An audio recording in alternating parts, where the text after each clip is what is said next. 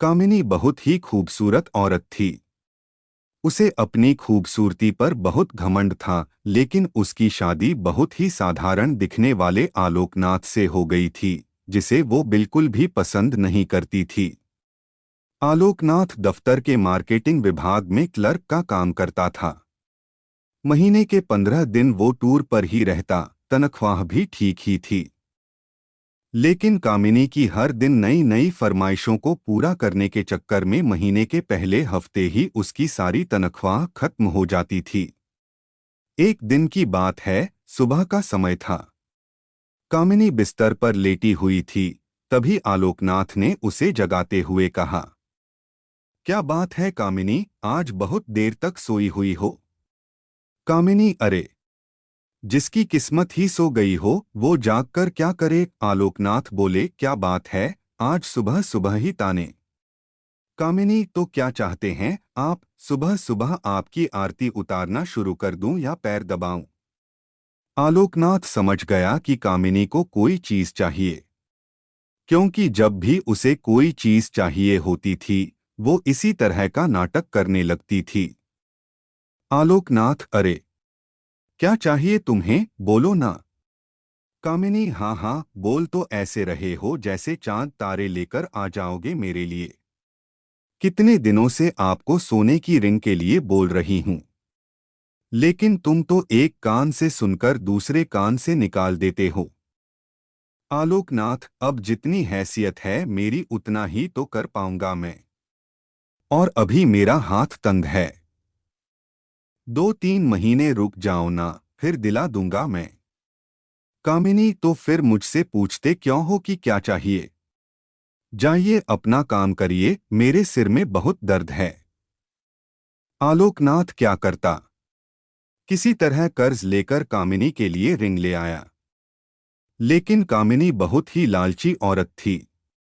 उसे हमेशा कुछ नया चाहिए होता था। इस बीच कामिनी के पड़ोस में एक नया शादीशुदा जोड़ा अमन और सुप्रिया रहने के लिए आए।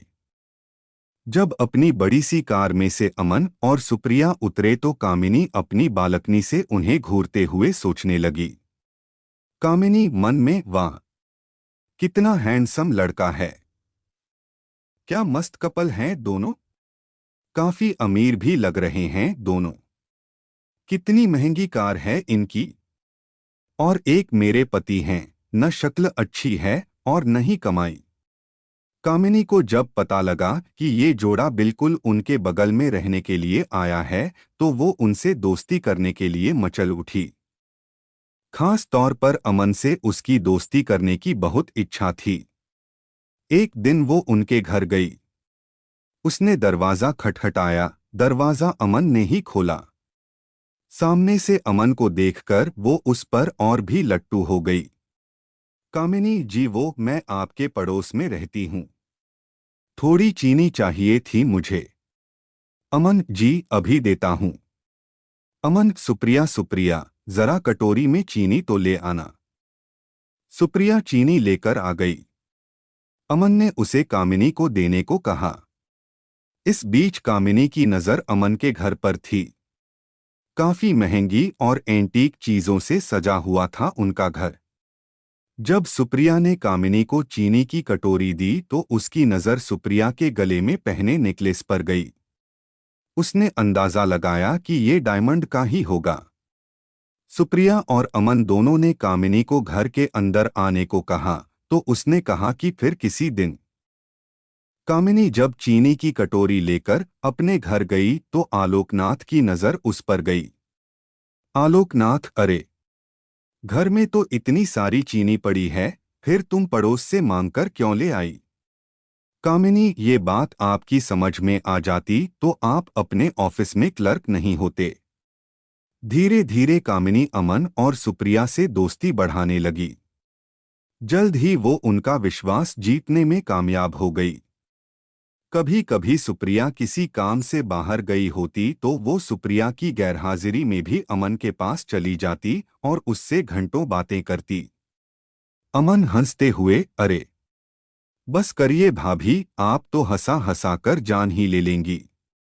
कामिनी, अरे, ऐसा मत कहिए अमन, आपकी जान हमारे लिए बहुत कीमती है।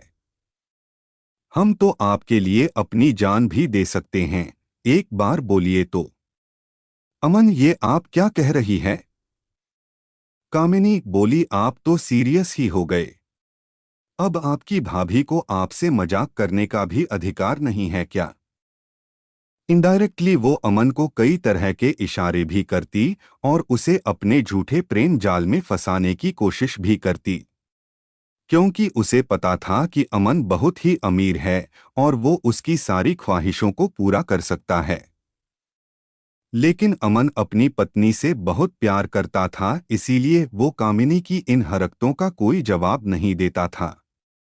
एक दिन की बात है, कामिनी अमन और सुप्रिया से मिलने उनके घर आई। सुप्रिया बोली, आइए आइए भाभी, हम आपकी ही बातें कर रहे थे। कामिनी, मेरी बात? सुप्रिया, अरे ये अमन तो हमेशा आपकी बात करते रहते हैं। कामिनी, अच्छा क्या कहते हैं अमन? सुप्रिया, यही कि आप बहुत अच्छी है। कितनी मजेदार बातें करती है। आपके जैसी पड़ोसी मिलना तो आजकल के समय में बहुत ही मुश्किल है। सुप्रिया के से मुंह से अपने लिए अच्छी अच्छी बातें सुनकर कामिनी मन ही मन बहुत खुश हो रही थी और उसे लग रहा था कि एक ना एक दिन तीर निशाने पर लग ही जाएगा। इस बीच सुप्रिया के भाई की शादी तय हो गई। उसके मायके वाले उसे बार बार बुला रहे थे, इसलिए सुप्रिया को शादी के 20 दिन पहले ही जाना पड़ा। अमन को इतनी लंबी छुट्टी नहीं मिलती, इसलिए उसने शादी के कुछ ही दिन पहले जाने का तय किया था। इधर कामिनी को जब पता लगा कि सुप्रिया 20 दिनों के लिए अपने मायके जा रही है, तो उसने मन ही मन एक प्लान बनाया।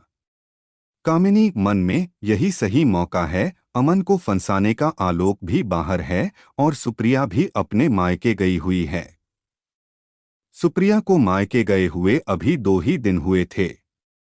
रात को 9 बजे कामिनी ने अमन के घर का दरवाजा खटखटाया।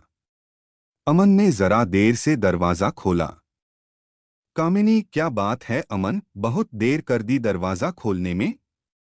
अमन बोला, अरे भाभी, वो किचन में रोटियां बना रहा था। आपको तो पता है ना, मुझे बाहर का खाना बिल्कुल पसंद नहीं है। कामिनी, अरे तो मुझे कह दिया होता, मैं बना देती। लगता है आप मुझे पराया समझते हैं। अमन, अरे नहीं नहीं भाभी, ऐसी बात नहीं है। मुझे खाना बनाना अच्छा लगता है। कामिनी, लेकिन मुझे ये अच्छा नहीं लगता कि मेरे रहते हुए आप किचन में खाना बनाएं। कामिनी भले ही अपने घर में कम ही खाना बनाती थी, लेकिन यहाँ तो उसका मकसद कुछ और था। वो किचन में गई और उसके लिए फटाफट खाना बनाने लगी। उसने ना सिर्फ खाना बनाया बल्कि अमन को खिलाया भी। अब तो कामिनी सुबह शाम उसके घर आती और उसका खाना बनाती। अमन को कामिनी का ये स्वभाव बहुत अच्छा लगा। एक दिन अमन, कामिनी भाभी, मैं आपको क्या कहूँ, सच में आप मेरी बहुत मदद कर रही हैं। नहीं तो खाना बनाना और ऑफिस भी संभालना सच में बहुत मुश्किल काम है। एक दिन की बात है, कामिनी सुबह सुबह अमन के घर आई। अमन को लगा कि हर दिन की तरह वो खाना बनाने आई होगी, लेकिन हर दिन वो 8 बजे के बाद आती थी। लेकिन आज तो 7 ही बज रहे थे। कामिनी, अरे अमन, वो क्या है ना कि आज मेरा शॉवर खराब हो गया है। बुरा ना मानो तो मैं आज तुम्हारे बाथरूम में नहा लूं। अमन ने हामी भर दी। इधर कामिनी तो किसी और फिराक में थी। उसने अमन के बाथरूम में कैमरा छुपाया और उसमें ऑटोमेटिक क्लिक बटन ऑन कर दिया। थोड़ी देर बाद वह जोर से चिल्लाई। उसे देखकर कामिनी अचानक से उससे लिपट गई और उसे जोर से पकड़ लिया। अमन को समझ नहीं आ रहा था कि आखिर हुआ क्या है। इधर कैमरा अपना काम कर रहा था। कामिनी बहुत देर तक जब उससे लिपटी रही तो अमन को भी अब अच्छा लगने लगा था। लेकिन अचानक अमन को लगा कि उससे गलती हो रही है, इसलिए उसने उसे झटके से हटाया। कामिनी, ओह सॉरी अमन। वो क्या है ना कि नहाते नहाते अचानक से पता नहीं कहां से दो दो छिपकली बाथरूम में निकल आई। उसे देखकर ही मैं डर गई और जोर से चिल्ला पड़ी। अमन अब भी कामिनी से अपनी नजरें नहीं मिला पा रहा था। इधर कामिनी अपने प्लान में कामयाब हो गई थी। अमन के साथ उसकी सारी तस्वीरें कैमरे में कैद हो गई थी, जिसमें उन दोनों ने एक दूसरे को गले से लगा रखा था। अगले दिन वो सारी तस्वीरें अमन को लिफाफे में अपने घर के बाहर पड़ी मिली। उन तस्वीरों को देखकर उसका दिमाग झन्ना गया। तभी कामिनी वहां गई। उसके हाथ में भी एक लिफाफा था।